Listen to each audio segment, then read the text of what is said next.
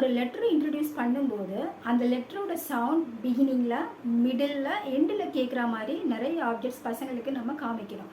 எப்பயுமே வந்து அந்த சவுண்ட் பிகினிங்கில் மட்டுமே இருக்கிற மாதிரியான ஆப்ஜெக்ட்ஸ் மட்டும் நம்ம டிஸ்பிளே பண்ணிகிட்டு இருந்தோம்னா பசங்களுக்கு அதே சவுண்டை வந்து மிடில் அண்ட் எண்டில் கேட்கும்போது அவங்களால ஐடென்டிஃபை பண்ண முடியாது, அவங்க அதை யோசிக்க மாட்டாங்க.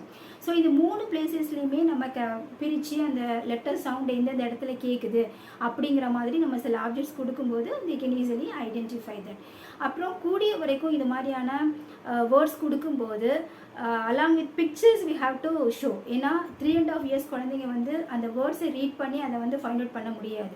ஸோ அவங்க அந்த பிக்சர்ஸ் பார்க்கும்போது தான் ஓகே இது இதை மென்ஷன் பண்ணுறாங்க அப்படின்னு சொல்லும்போது they will say the object by themselves and they can identify the sound by themselves. That is the most important.